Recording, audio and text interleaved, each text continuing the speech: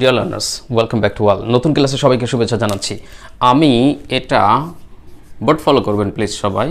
আমি এটা দেখেছি, এই যে একটা কথা, আমি এটা দেখেছি, এই বাক্যটার ইংরেজি কী হতে পারে? আবার আমি যদি বলি যে আমি এটা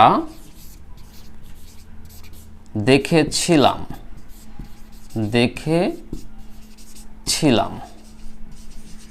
এই যে দুইটা বাক্য নিশ্চয়ই বুঝতে পারছেন। একটা হচ্ছে আমি এটা দেখেছি, আর একটা হচ্ছে আমি এটা দেখেছিলাম। এখন এই দুইটা বাক্য আমরা বুঝতে পারছি দুইটা টেন্সে যাচ্ছে। প্রথমটা হচ্ছে আমি এটা দেখেছি। এখন এই বাক্যটা কোন টেন্সে যাবে?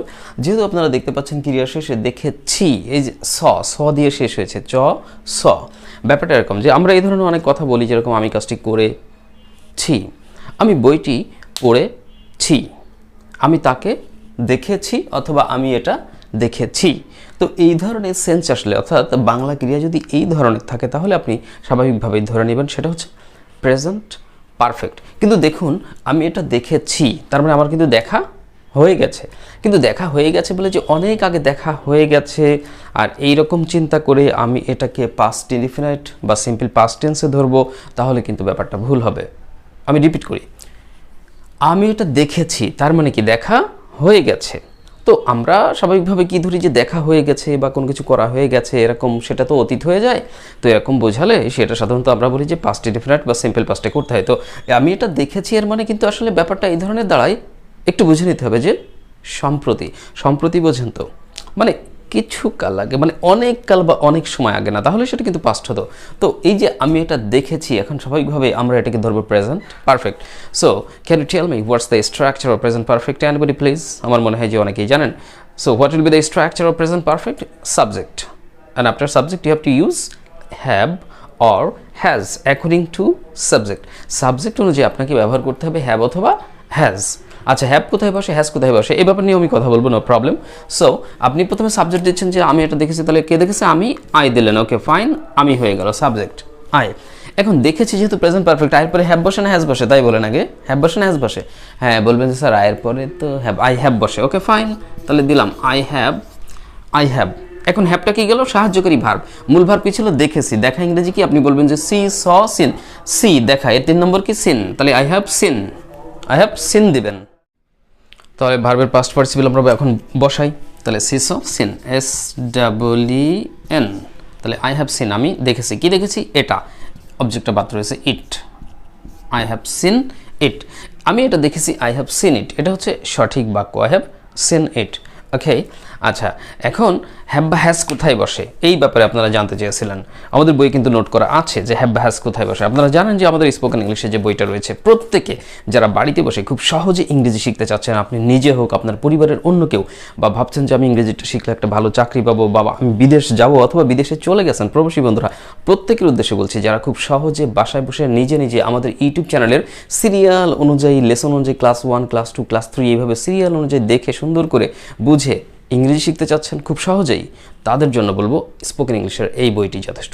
আপনারা প্রত্যেকে চেষ্টা করবেন আমাদের কাছ থেকে আমাদের স্পোকেন ইংলিশের এই বইটি সংগ্রহ করার জন্য। আমাদের বই সংগ্রহ করার জন্য আপনারা সরাসরি আমাদের স্ক্রিনে দেখতে পাচ্ছেন, উপরে মোবাইল নাম্বার দেওয়া আছে, মোবাইল নাম্বার সরাসরি কথা বলবেন, বইয়ের ব্যবস্থা করবো ইনশাআল্লাহ কুরিয়ারের মাধ্যমে।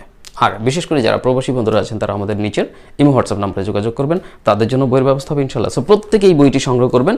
এই বইটি সংগ্রহ করে বইয়ের প্রত্যেকটি লেসনের ভিডিও ক্লাস ইউটিউব চ্যানেলে, আমাদের এই চ্যানেলে সাজানো আছে, খুব সুন্দর করে সিরিয়াল অনুযায়ী একটা একটা করে দেখে প্র্যাকটিস করবেন। বাসায় বসে স্পোকেন ইংলিশ কোর্স কমপ্লিট হয়ে যাবে, কোথাও যাওয়ার প্রয়োজন হবে না ইনশাআল্লাহ। তো যেটা বলছিলাম যে আমাদের এখানে এটা তো দেওয়া আছে, যেমন আপনারা জানেন যে এখানে একটা নোট আছে, আমাদের বইয়ে যে নোট দেওয়া আছে সেটা হচ্ছে যে যদি subject third person singular number হয়, আমি কি বললাম খেয়াল করুন, আর যাদের বইয়ের প্রয়োজন প্লিজ নক করে দিবেন। হ্যাঁ, ওকে, যদি subject third person singular number হয়, এই তো মনে হয় রিসেন্টলি আমি কোনো একটা ক্লাসে আলোচনা করেছি যে পারসন নিয়ে, first person, second person, third person কোনগুলো হয়। তো থার্ড পারসন যেমন হি হয়, শি হয়, আবার বলেছি সিঙ্গুলার হতে হবে, তার মানে কয়জন? একজন। হি মানে কি? সে। শি মানে কি? সে। দে মানে তারা। আচ্ছা, আই মানে আমি। এখন আমি বলেছি যে যদি সাবজেক্টটি থার্ড পারসন সিঙ্গুলার নাম্বার হয়, সিঙ্গুলার মানে কয়জন হতে হবে? একজন। হি মানে কি? সে। সে বলতে কয়জন? একজন। ঠিক আছে, তাহলে একজন হয়েছে। এটা কোন পার্সন? হি। থার্ড পার্সনের মধ্যে পড়ে, যাদের পার্সন সম্পর্কে ধারণা আছে তারা জানেন থার্ড পার্সনের মধ্যে পড়ে। তাহলে থার্ড পার্সন সিঙ্গুলার কিন্তু হি হয়েছে, হির পরে হ্যাজ হবে, হ্যাভ দিলে হবে না। শর্ত দুইটা মানতে হবে, থার্ড পার্সন হতে হবে, হি থার্ড পার্সনে পড়েছে, আবার তাকে একজন হতে হবে, হি একজন, সে হয়েছে। সি, সে, হির মতোই কিন্তু, বুঝতেই পেরেছেন যে সিও থার্ড পার্সন এবং সি হচ্ছে সিঙ্গুলার। তাহলে সির পরে আমরা কি দেবো? হ্যাজ দিতে পারবো। আচ্ছা, দে, দে কোন পার্সনে পড়ে?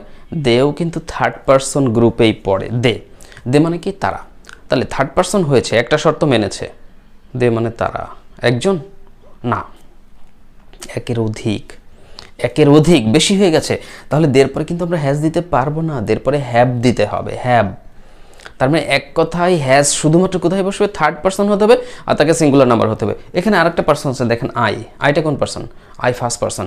এই ক্ষেত্রে তো হ্যাজের কোনো প্রশ্নই আসবে না, কারণ হ্যাজটা থার্ড পার্সনের ক্ষেত্রে হয়, আবার তাকে একজন হতে হয়। তাহলে প্রথমত পার্সন হতে হবে থার্ড পার্সন, আই যেহেতু থার্ড পার্সন না, বুঝতেই পারছেন, এই জন্য কিন্তু আয়ের পরে কি বসে? দেখেন হ্যাভ বসেছে।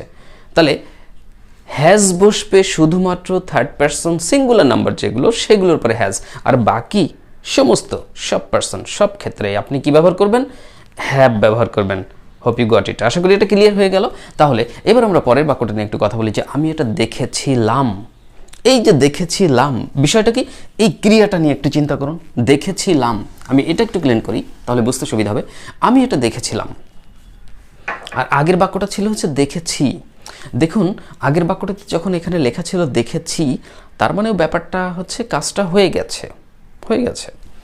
দেখেছিলাম, এই দেখেছিলাম মানেও কিন্তু কাজটা হয়ে গেছে। দুটোই মানে মনে হচ্ছে দুটোই অতীতকে ইন্ডিকেট করছে, কিন্তু পূর্বেরটাকে আমি বলেছিলাম ওটা অতীতে ধরবেন না, পাস্টে না ধরে আপনি ধরবেন হচ্ছে ওটা প্রেজেন্ট পারফেক্ট, কারণ সম্প্রতি কেউ কোনো কাজ করেছে হয়তো, সেই কথাটাই ওইভাবে বলতে হয়। এই কারণে ওই ধরনের ক্রিয়া আসলে সেটাকে প্রেজেন্ট পারফেক্ট টেন্স হিসেবেই ধরতে হয়। বাট দেখেছিলাম, আমি এটা দেখেছিলাম, এরকম সেন্সে যদি কোনো বাক্য আসে, কেউ কোনো কথা বলে বা আপনি কোনো বাক্য লিখতে চান, তাহলে আপনাকে ধরতে হবে এটা অতীতেরই কথা। অতীত, অতীত ইংরেজি কি? পাস্ট। সো আমি এটা দেখেছিলাম, এই বাক্যটা আই হ্যাভ সিন ইট, এটা করবেন না, এটাকে কিন্তু আপনি সিম্পল পাস্টে করবেন। সিম্পল পাস্টের সূত্র কি? Structure. Can remember after subject you have to use the past form of main verb. Main ভার্বের কিন্তু পাস্ট ফর্ম ডিরেক্ট।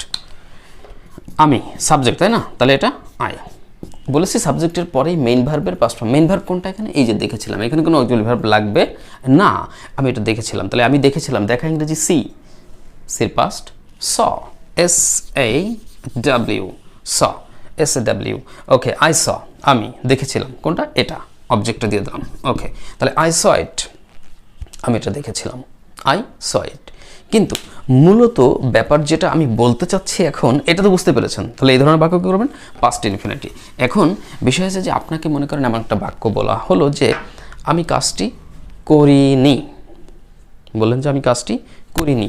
আবার সুন্দর করে বাংলা, সাধু বাংলা, চলিত বাংলা হচ্ছে আমি কাজটা করিনি, কিন্তু সাধু বাংলা আমি যদি বলি যে আমি কাজটি করি নাই, আমি লিখে বুঝাই আপনাদেরকে, আমি কাজটি করিনি, করিনি বা করি নাই, এরকমও তো আমরা বলি, তাই না? করি নাই, এই হলো বিষয়, মূল বাক্য আমি কাজটি করিনি বা আমি কাজটি করি নাই। এখন কেউ কেউ মনে করে যে আসলে স্যার এরকম নেগেটিভ সেন্সে যদি বাক্য থাকে, মানে ওই যে বাক্য দুটো আমি একটু আগে বুঝলাম, তার প্রথম বাক্যটা কি ছিল মনে আছে তো? যে আমি কাজটা করেছি বা আমি এটা দেখেছি, এরকম একটা সেন্সে ছিল। তো ধরে নেন বাক্যটা ছিল যে আমি কাজটি করেছি, তো আমি কাজটি করেছি হাবোধক বাক্য। এটা যদি হতো তাহলে কি করতেন? আপনি বলতেন যে I have done the work, আমি কাজটি করেছি, I have done the work, আপনি এটাই বলতেন। কিন্তু সেইটার নেগেটিভ, যে আমি কাজটা করেছি, ওটার নেগেটিভ কি? আমি কাজটি করিনি। ঠিক আছে না? নেগেটিভ।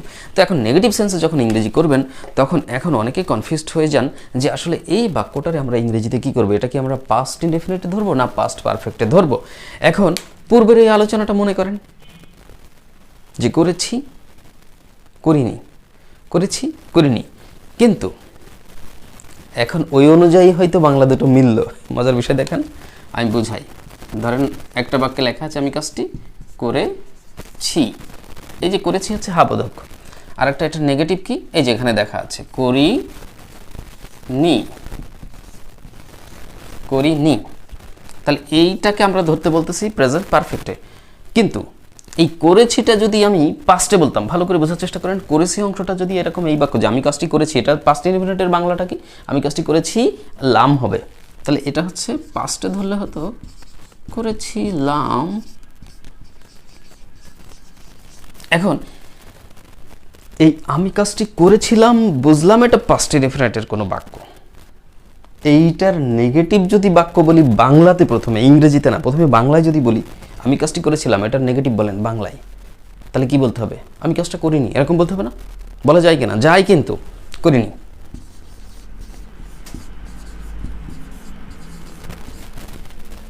দেখেন করেছি প্রথমটা প্রেজেন্ট পারফেক্টে ধরতে বলছিলাম এই ধরনের বাক্য, আবার নেগেটিভে বাংলায় লিখতে হতো করিনি।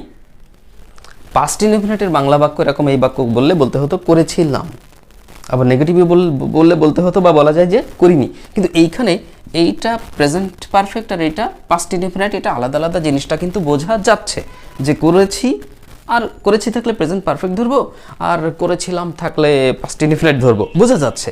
কিন্তু নেগেটিভে এসে দেখেন তো একটু মিল হয়ে গেছে না? করিনি করিনি, খেয়াল করে দেখুন মিল না?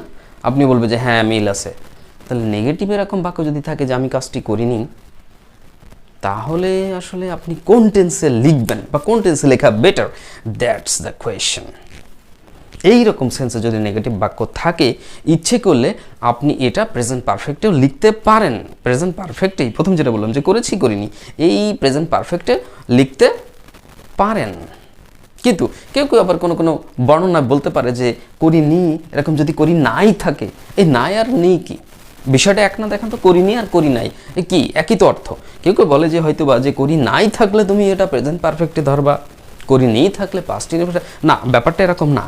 সিম্পলি যদি দেখা যাচ্ছে করিনি থাকে, তখন আপনি কনফিউজড না হয়ে ওটা প্রেজেন্ট পারফেক্টে নেগেটিভ করে দিতে পারেন। তার মানে আমি কাজটি করেছি এটা করলেন I have done the work, আর আমি কাজটি করিনি তখন হয়তো আপনাকে করতে হবে I haven't done the work. যেমন এই যে আমি কাজটি করিনি, আপনি বললেন যে আই হ্যাভ নটকে আপনি কন্ট্রাকশন করেন, হ্যাভেন্ট লেখেন, হ্যাভেন্ট লিখলেন, ধরেন হ্যাভেন্ট ডান, আই হ্যাভেন্ট ডান। এবার এখানে আমরা কি দিব? The work. এই যে I haven't done the work, আমি কাজটা করিনি। তো কখনো কখনো যদি আপনি বোঝেন যে ব্যাপারটা এরকম, আমি পাস্ট ইনডেফিনাইটের কোনো বাক্য প্র্যাকটিস করতেছি, নেগেটিভ সেন্টেন্স, আমি কাজটি করেছিলাম প্রথমে বলেছেন, তখন বলবেন যে আই ডিড দ্য ওয়ার্ক, আমি কাজটি করেছিলাম, আই ডিড দ্য ওয়ার্ক। যখন আপনি ওটা নেগেটিভ করে বলতেছেন যে আমি কাজটি করিনি, তখন আপনি বললেন যে I didn't do the work, I didn't do the work. এইভাবে আপনি প্র্যাকটিস করতে পারেন। বাট সিম্পলি নেগেটিভ আসলে আপনি প্রেজেন্ট পারফেক্টও লিখতে পারেন, নো প্রবলেম, ঠিক আছে, সমস্যা নাই। আবার যদি পাস্ট ইনডেফিনিটে লিখে ফেলেন তাতেও সমস্যা না। বাট যদি আপনি বুঝতে পারেন যে টেন্সটা এই ব্যাপারে এই সময়কার কথাকে ইন্ডিকেট করতেছে, আপনি তো বুঝতে পারবেন যে কোন সময়ের কথা, এটা কি রিসেন্ট, তাহলে প্রেজেন্ট পারফেক্টই করবেন। আর যদি অনেক আগের ব্যাপার হয় তাহলে নেগেটিভ সেন্সে আপনি পাস্ট ইনডেফিনিটও করতে পারেন, সেটা বুঝতে পারলে নো প্রবলেম। ওকে, তাহলে এই জিনিসটুকু আপনারা একটু খেয়াল রাখবেন। অনেকে অনেক সময় কনফিউজড হয়ে যায় আমরা এই ব্যাপারগুলো নিয়ে। সো আশা করি বুঝতে পেরেছেন যে প্রেজেন্ট পারফেক্ট আর প্রেজেন্ট নয়, পাস্ট ইনডেফিনিট, প্রেজেন্ট পারফেক্ট এবং পাস্ট ইনডেফিনিট, এই জিনিস দুটো আমাদের মাঝে অনেক সময় কিছু কনফিউশন সৃষ্টি করে। এই কনফিউশন সৃষ্টি যাতে না হয় তার জন্য আজকের এই ক্লাসটা আপনাদেরকে উপহার দিলাম। তো আশা করি বুঝতে পেরেছেন এবং আরও একটা গুরুত্বপূর্ণ বিষয় জানতে পারলেন যে অনেকে কনফিউজড হয়ে যায় যে কোনটার পরে হ্যাভ, কোনটার পরে হ্যাজ। কি বলেছিলাম? থার্ড পারসন সিঙ্গুলারের পরে হ্যাজ, আর বাকি সব ক্ষেত্রে হ্যাভ, ইনশাল্লাহ। সো ওকে ডিয়ার লার্নার্স, আমি আপনাদেরকে আবারও মেসেজ দিতে চাচ্ছি, যারা খুব সহজে বাসায় বসে সত্যি নিজে নিজে ইংরেজি শিখতে চাচ্ছেন, নিজে নিজে কিন্তু সম্ভব ইনশাআল্লাহ, এই বইয়ের কপি সংগ্রহ করবেন। কপি সংগ্রহ করে অবশ্যই আপনারা এই বইয়ের প্রত্যেকটি লেসনের ভিডিও ক্লাসগুলো বাসায় বসে সিরিয়াল অনুযায়ী দেখেন। আশা করি বুঝতে পারবেন মনোযোগ দিয়ে দেখলে, এবং বাসায় বসে আপনার ফুল একটা স্পোকেন ইংলিশ কোর্স কমপ্লিট হয়ে যাবে ইনশাআল্লাহ। আশা করি ইংরেজি দক্ষতা অনেক বেড়ে যাবে। সো ডিয়ার লার্নার্স, ভিডিওটি ভালো লেগে থাকলে প্লিজ একটা লাইক দিতে ভুলবেন না। আর আমাদের Facebook page the mentors tutorial, এই পেজটা ভিজিট করবেন, সেখানে অনেক ভিডিও ক্লাস দেওয়া আছে। সেই ভিডিও ক্লাসগুলো আমরা প্রতিনিয়ত দেখুন এবং আমাদের ফেসবুক পেজের ভিডিও ক্লাসগুলো বেশি বেশি শেয়ার করুন প্লিজ। আর আমাদের ফেসবুক গ্রুপ রয়েছে টিএমটি ল্যাঙ্গুয়েজ ক্লাব, সেই গ্রুপেও আপনারা জয়েন করুন। সেখানে আরও অনেক মেম্বার পাবেন, তাদের সাথে আপনারা মত বিনিময় করতে পারবেন, তাদের সাথে প্র্যাকটিস করতে পারবেন। আর আমি চেষ্টা করবো এইভাবে বিভিন্ন বিষয়ে সুন্দর সুন্দর ছোটো ছোটো ক্লাস দিয়ে আপনাদেরকে শেখানোর জন্য। সো প্লিজ একটা লাইক দিবেন, আর যাদের বইয়ের প্রয়োজন তারা নক করুন। That's all for today. কথা হবে নতুন কোনো ক্লাস। আনটিল দেন, আল্লাহ হাফিজ, আসসালামু আলাইকুম রহমতুল্লাহ। Have a lovely day.